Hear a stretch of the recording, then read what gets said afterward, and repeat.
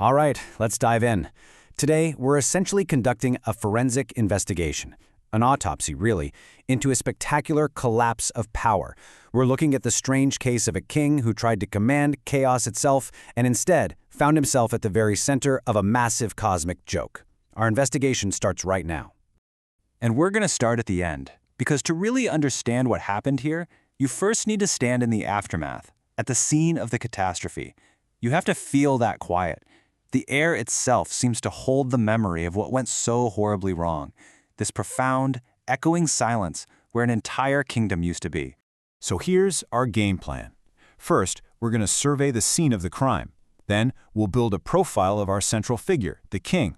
After that, we identify let's call them agents of chaos at play. Then we'll reconstruct the main event, the confrontation itself. And finally, we'll deliver our verdict on what it all really means. Okay, first things first, we need to secure the scene and comb through the evidence. What exactly was left behind when all the dust settled? Because the initial clues, well, they point to a very, very unusual sequence of events. What's immediately obvious is that this wasn't a war, or a siege, or anything like that. The evidence doesn't point to an army. The castle didn't fall to swords. It apparently collapsed under the weight of a punchline. And the king? He isn't dead, but he's been totally stripped of his power, left with nothing but a jester's hat. This wasn't a tragedy. It was something else. An act of profound, world-altering absurdity. Now that we've analyzed the scene, let's turn our focus to the man at the center of it all. To understand the collapse, you have to profile the guy who built the fortress in the first place. What was driving him? And maybe more importantly, what was his critical, fatal flaw? The king's motive was, on the surface, pretty simple. He wanted absolute control, and that was fueled by this insatiable hunger for knowledge.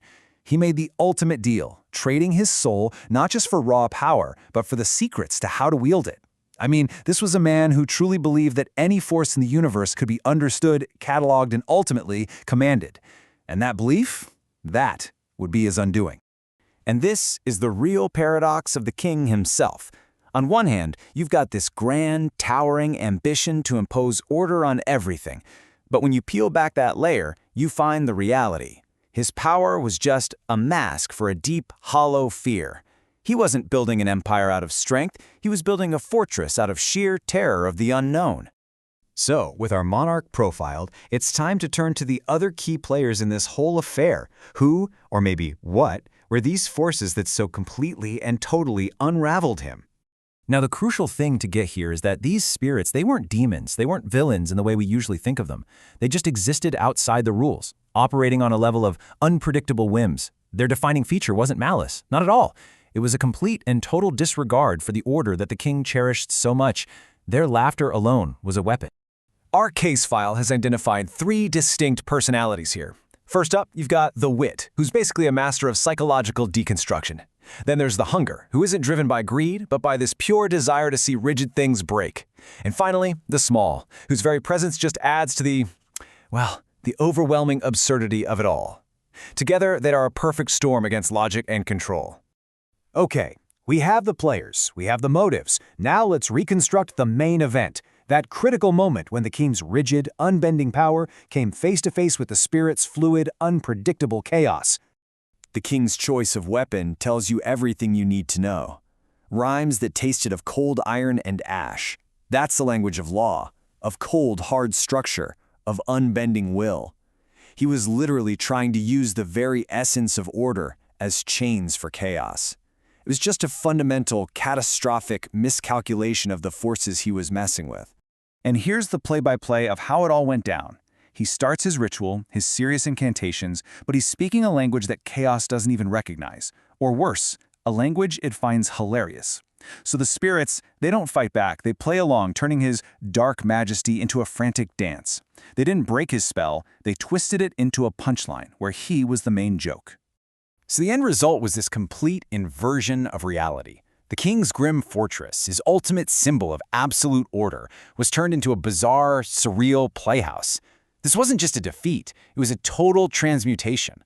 His world wasn't just broken, it was remade into its exact opposite, a place where his kind of logic had absolutely zero power. So what's the final takeaway from our investigation?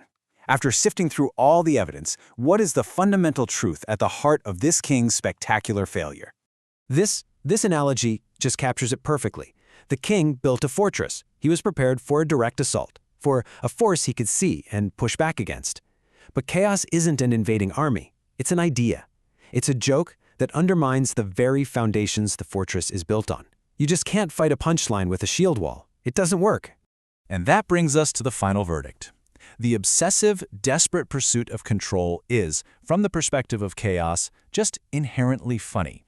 The more seriously you take your own power, the more fragile and, frankly, ridiculous it appears to a force that doesn't take anything seriously at all. And let's be absolutely clear about the motive here, because this is key.